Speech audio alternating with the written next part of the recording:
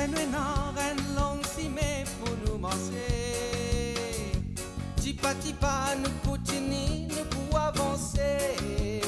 Traverse montagne, persécution, marécage, douleur et souffrance. Tipa tipa nous pour avancer, nous faire confiance. Même si nous portons les bien lourd, nous n'avons pas besoin d'un bisou. Tipa tipa nous... Mesdames et messieurs, bonsoir. Nous sommes très heureux de vous accueillir une fois de plus à notre Tipa Tipa. Et comme vous le voyez, avec le mois de juin, sur les hauts plateaux, il commence à faire très froid. Et donc, quoi de plus normal que de parler et de rendre hommage, surtout à la boisson la plus consommée dans le monde après l'eau. Nous allons parler du thé. Et aujourd'hui, nous accueillons sur notre plateau, dans le cadre de la journée internationale, en effet, il y a une journée internationale du thé qu'on célèbre le 21 mai et on accueille pour Tea Time Charles Guimbaud, Sabrina Domingue et Azad Rodia. Vous venez d'un endroit magnifique qui s'appelle Bois-Chéri. Bonsoir. Bonsoir. Alors, Charles Guimbaud, nous parlons de cette journée qui a été instituée vers 2005-2007 pour rendre hommage à tous ceux qui se trouvent dans la filière, et ils sont très nombreux, de la production du thé. Parlez-nous un petit peu de cette journée. Oui, comme vous l'avez dit, je pense que c'est une très bonne chose de rendre hommage à la filière, qui est quand même une filière historique à Maurice, mais aussi à travers le monde. C'est vrai que c'est quand même la boisson, vous l'avez dit, après l'eau qui est la plus consommée. J'avais regardé les statistiques, on a en moyenne par an 300 milliards de litres de thé qui sont consommés. Donc ça fait pratiquement 1 milliard de litres de thé par jour. Donc ça montre à quel point c'est une boisson qui est quand même appréciée à travers le monde. Et Maurice aussi, donc c'est quand même quelque chose qui fait partie de la culture, à la fois dans la consommation des Mauriciens, mais aussi au niveau des usiniers, des plantations. Donc on a beaucoup de familles qui ont grandi dans l'univers du thé. Donc c'est bien de leur rendre hommage et de célébrer et de présenter donc, aux personnes, parce qu'il y a aussi l'ANAPRO qui représente, qui défend donc l'industrie du thé à Maurice, qui va réaliser à l'occasion une journée avec des conférences et présentations des produits du thé. Alors, vous avez parlé des familles qui grandissent dans le thé. Je pense que vous avez grandi justement. Les Guimbaud ont une très très longue histoire avec le thé. En effet, c'est vrai que le thé, déjà à Maurice, donc l'histoire du thé remonte à 1765, quand les premiers plants de thé ont été introduits à Maurice, à l'époque française. Et ce sont vraiment les Britanniques qui ont développé le thé à Maurice, qui l'ont rendu, on va dire, comme une activité économique à travers le temps, et avec l'apparition d'usines privées, de plantations privées, et aussi de plein de petits planteurs aussi à Maurice qui se sont lancés dans la culture du thé. C'est vrai que Bois-Chéri, donc l'usine a été construite en 1892 par une entreprise qui s'appelait Bourg et Le Breton. Et dans les années 1930, c'est la famille Larcher qui était propriétaire de l'usine et des champs. Et ensuite, en 1958, donc la famille Guimbaud a racheté l'usine de Bois-Chéri. Et c'était à l'époque donc mon arrière-grand-père, le major Philippe Guimbaud, qui était donc le premier dirigeant avec bien sûr toute son équipe. Et c'était une période dans les années 60 où le thé s'est beaucoup développé à Maurice, avec une production qui s'est étendue. On est arrivé jusqu'à 680 hectares de plantations de thé à Maurice, incluant Bois-Chéri et les petits planteurs, les autres usiniers. Et Bois-Chéri en elle-même, c'est environ 250 hectares de plantations sous thé.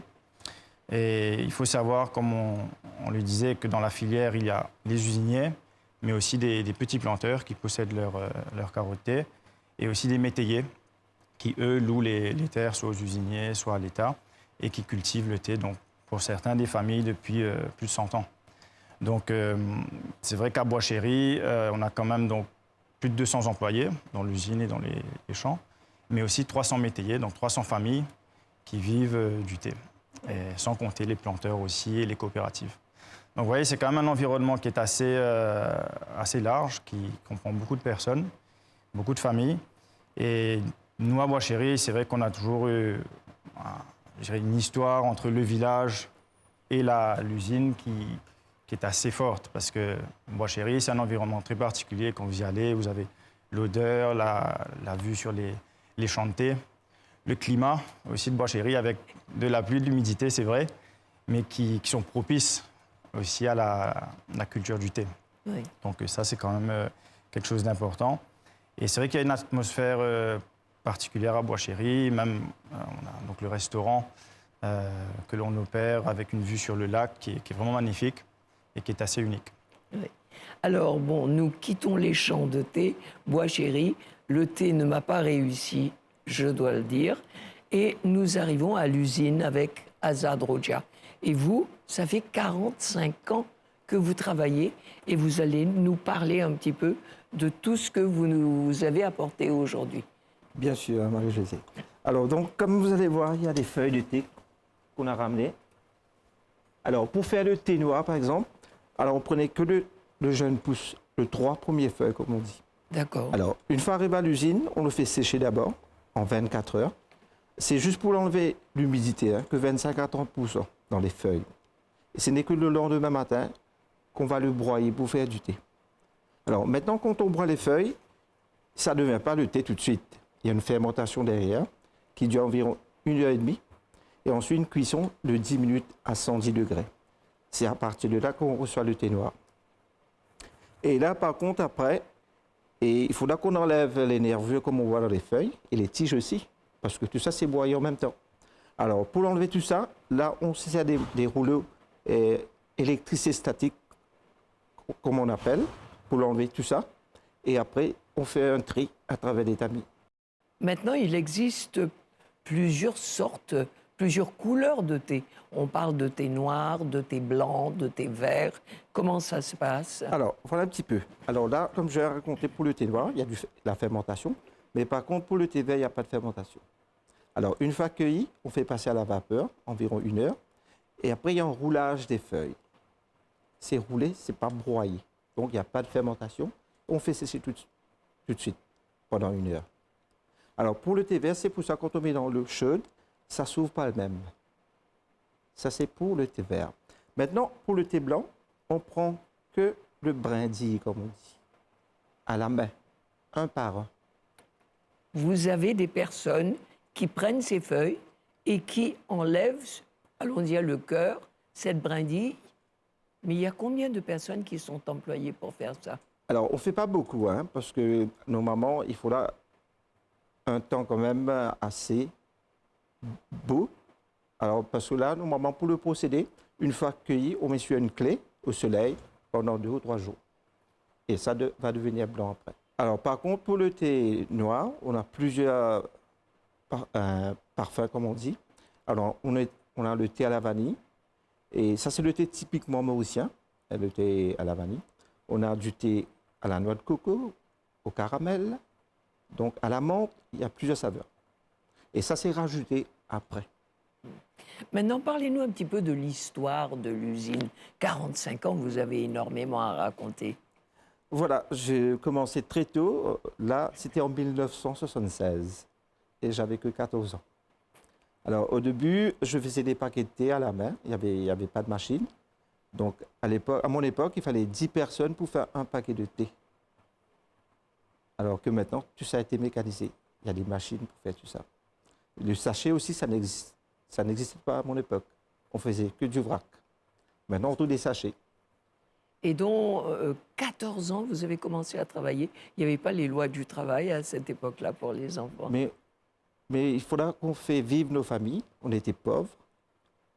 Alors, je peux vous dire qu'on fait ça en cachette quand même à cette époque-là. Ouais. On n'avait pas droit, c'est vrai. Mais je continue à travailler quand même. Et vous avez combien d'employés aujourd'hui à l'usine? Alors, on peut dire, là, comme c'est mécanisé, on a environ 70 personnes à l'usine. Et comme Charles vous a dit, dans le champ, donc, on a des métayers environ, donc 300 métayers. Et autrefois, les métayers, ils habitaient sur place. Je me souviens encore de la pipe. Est-ce qu'aujourd'hui encore, ils habitent sur place ou... Alors, autrement, comme on dit, à l'île Maurice, on a des camps sucriers, donc pour les employés. Et à Bois-Chéry, à cette époque-là, il y avait aussi des camps théiers. Alors, mais là, les maisons qu'on a maintenant, on ne pourrait pas rester dedans. Ouais. Alors, comme ça, donc le propriétaire a fait comme si on donnait le pain de terre aux employés. Ils ont fait leur maison. Ils ont construit. Voilà. D'accord.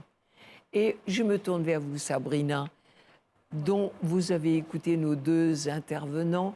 Et quel est votre rôle, vous, à Bois-Chéry?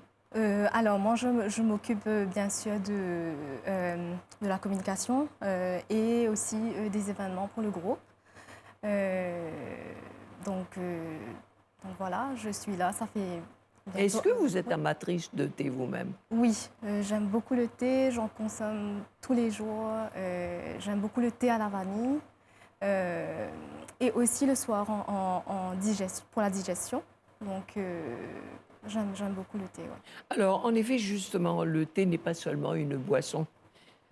Aujourd'hui, il est utilisé de plus en plus comme nutrition, comme dans le domaine de la santé, dans le domaine de la beauté, etc. Est-ce que vous pourriez nous parler quelque peu de ces dérivés du thé? Le thé a beaucoup de bienfaits pour la santé. Donc, qu'il soit noir, vert ou le thé blanc, peu importe, les tisanes, ils ont tous de bonnes vertus. Donc, ça, par rapport au stress, donc, si on en consomme régulièrement, donc ça peut réduire le stress. C'est un bon antioxydant, bon pour les maladies cardiovasculaires aussi. Pour le poids, donc ça aide aussi pour garder une alimentation saine. Donc vraiment, ça a beaucoup de bienfaits. Donc, Et dans le domaine de la beauté? Dans le domaine de la beauté aussi, il y a beaucoup de marques qui l'ont intégré à leur composition. Donc le thé est partout. Donc il y a beaucoup de marques de beauté qui l'utilisent pour la peau. Aussi pour les cheveux. Donc, le thé est vraiment partout. Et donc, nous avons parlé un petit peu du passé et nous parlons de l'avenir. Quels sont les projets? Le thé est un secteur quand même difficile, comme beaucoup de secteurs autour de l'agriculture à Maurice, notamment en raison déjà des conditions climatiques qui changent, avec l'augmentation des températures et qui ne sont pas forcément favorables à la culture du thé. Et également le manque de main-d'œuvre à Maurice. Malheureusement, c'est vrai que nous, on évoquait les métayers ou les employés qui sont dans les champs. Il y en a de moins en moins. La plupart sont en fin de carrière. Et les jeunes ont moins tendance à aller dans ces secteurs d'activité. Donc c'est vrai que ça reste un challenge. On a parlé de la cueillette manuelle. On a aussi de la cueillette semi-automatisée et automatisée. Mais ça peut aussi se ressentir sur la qualité du thé. Donc, tout, c'est d'arriver à trouver la balance. Par exemple, Bois-Chéry, on a déjà fait plus de 1 million de kilos de thé par an, donc 1000 tonnes. Aujourd'hui, on est autour de 500 tonnes de thé noir par an. Et je ne sais plus si Azad l'a dit, mais c'est vrai qu'il faut à peu près 5 kilos de thé vert pour 1 kilo de thé noir. Donc, ça fait à peu près une idée du volume de feuilles qu'il faut. Et à Maurice, on est, je crois, sur une production entre 1000 et 1500 tonnes par an. Donc, c'est vraiment une goutte d'eau dans la production mondiale qui est de 4,5 millions de tonnes par an. Donc, on a une toute petite production qu'il faut arriver à préserver parce que ça fait aussi partie de la culture mauricienne. Et vous avez évoqué les produits dérivés. Donc, il y en a effectivement autour de la santé. Nous-mêmes, à Bois-Chéry, on a développé des biscuits à base de thé, du châtigny de thé. On s'est aussi développé dans la culture de différentes tisanes. On est sur des choses différentes que le thé, mais qui peuvent aussi être assemblées, par exemple, avec le thé vert, notamment pour des tisanes digestives, etc. Donc, il y a plein de choses autour du thé, et notamment sur des produits à valeur ajoutée. En Chine, par exemple, ils font des thés, ils font beaucoup de thé vert, des thés spéciaux aussi, des thés oolong. Donc, il y a différents procédés qui peuvent aussi être développés à Maurice pour valoriser la filière. Sabrina, on dit aussi que le thé a marqué l'histoire politique et culturelle de nombreux pays. Charles a évoqué les côtés internationaux, puisqu'il y a pas mal de producteurs de thé dans le monde. Il y a des livres qui ont été écrits sur le thé. Il y a des salons de dégustation de thé. Oui. Comment est-ce que le thé a marqué, d'une façon culturelle, allons dire, les domaines évoqués par nos deux intervenants? À la base, Bois Chéri, c'est tout ce qui est culture du thé, plantation, il y a l'usine, il y a le musée. On a aussi un restaurant et le chalet pour la dégustation de thé. Donc, comme le vin, on fait aussi la dégustation de thé. Nous avons aussi développé une activité qui s'appelle la route du thé. Cette activité, c'est une activité vraiment unique et authentique qui permet de découvrir en fait le thé, le sucre et le rhum à travers les différents domaines, dont le domaine des Obinots, le domaine de Bois Chéri et le domaine de Saint-Aubin. C'est vraiment connaître le patrimoine, la culture même de l'île Maurice en fait. Et aussi, bien sûr, l'activité qu'on prend aussi à déjeuner dans un des domaines, donc à base de vanille, parce que nous produisons aussi de la vanille, et aussi à base de thé. Et nous avons aussi une autre activité plus du côté touristique qui s'appelle les histoires du thé. Et là, c'est vraiment aller à la rencontre des cueilleuses de thé, aller dans les champs de thé, donc cueillir les feuilles, apprendre un peu plus sur le thé de ce côté-là, vivre le moment, l'activité en tant que telle. Aussi aller à l'usine, rencontrer un guide et aussi apprendre tout le processus du thé, de comment c'est fabriqué, etc. Aussi, ils vont aussi avoir une dégustation pour déguster les différentes saveurs de thé qu'on a. Thé vert, thé noir, etc. Donc des tisanes. Et bien sûr, un déjeuner à base de thé. Donc il y a aussi le poulet au thé, qui est vraiment un plat signature qu'on aime bien mettre en avant, puisque c'est à Bois Chéri qu'on a ce type de choses. Juste pour rebondir sur ce que disait Sabrina, c'est vrai qu'on a quand même plus de 50 000 visiteurs par an. Et c'est vraiment une opportunité pour présenter une île Maurice différente, donc l'île Maurice autrement, avec ce côté très nature autour des champs de thé, avec un paysage qui est vraiment magnifique et aussi culturel. Donc, parce que le thé fait partie de l'histoire de l'île Maurice. Et on est le seul lieu à Maurice, en tout cas, où on peut vraiment visiter, apprendre sur le process du thé, les bienfaits du thé, et puis être vraiment en immersion totale dans cet univers. Donc c'est quand même unique. Et en général, on a de très bons retours dessus.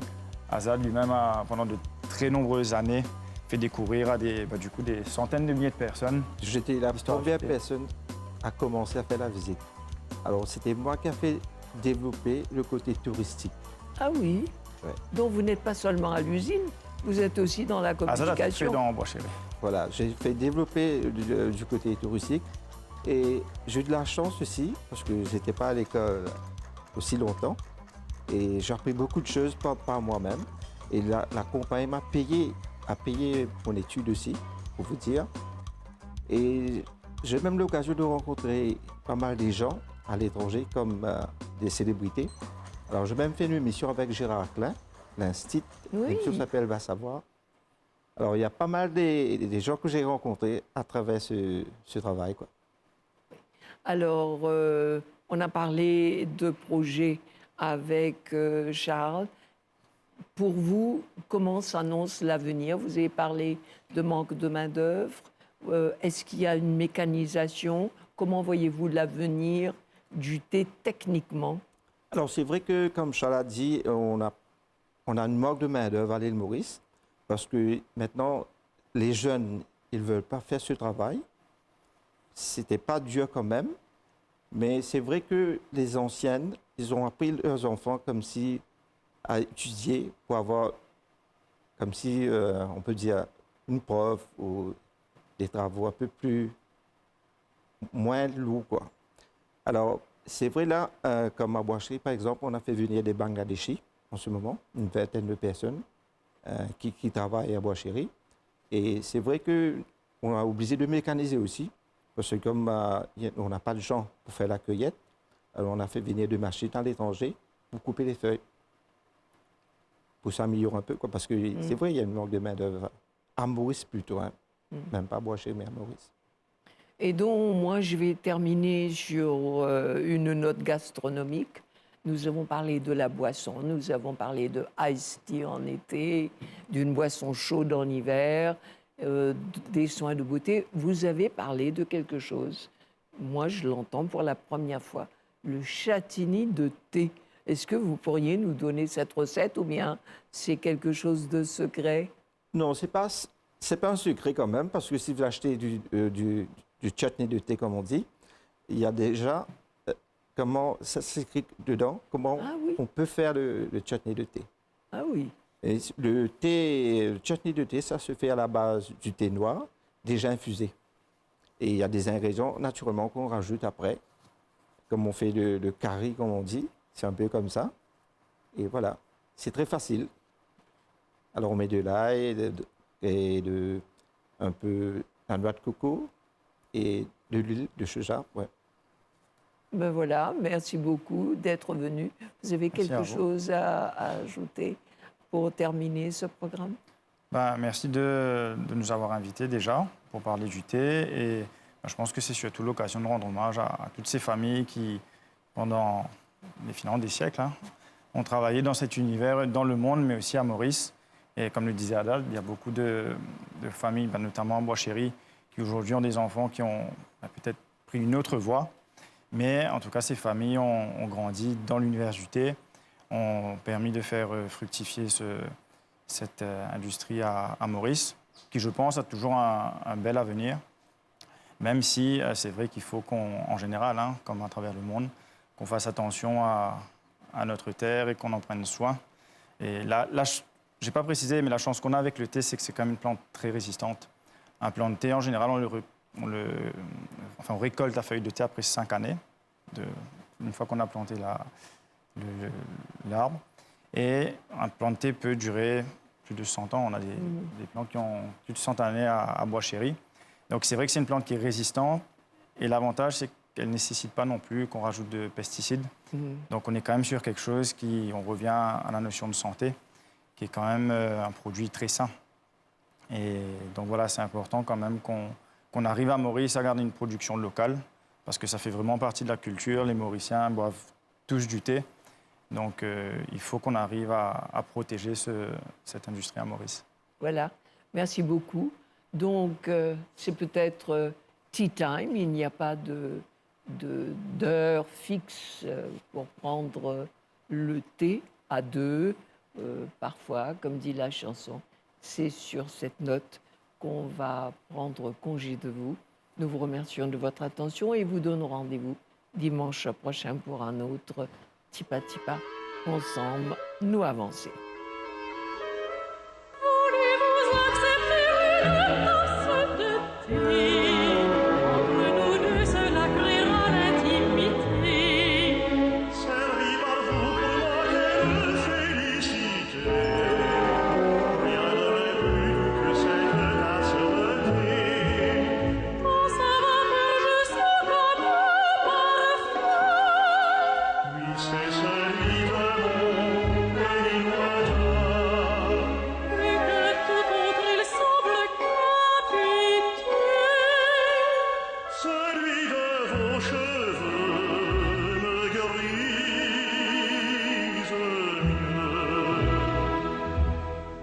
Prendre le thé à deux comme des amoureux, c'est merveilleux. Oui, c'est vraiment merveilleux. Jamais ce breuvage aimé. M'avait si bien charmé.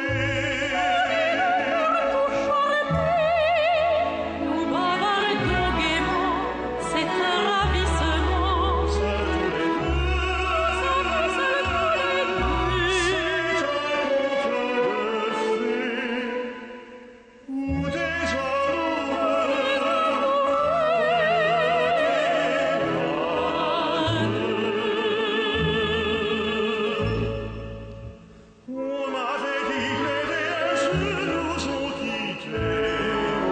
C'est vous la seule qui sur terre a dû rester.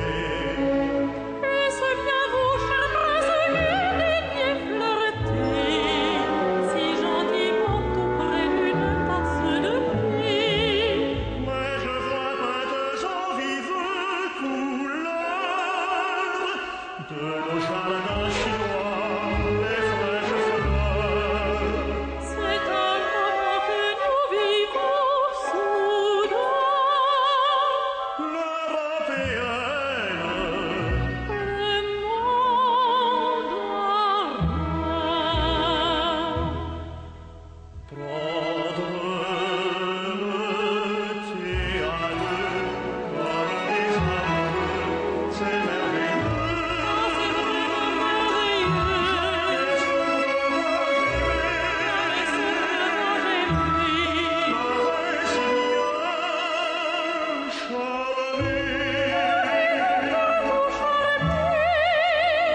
Nous bavardons gaiement, c'est un ravissement.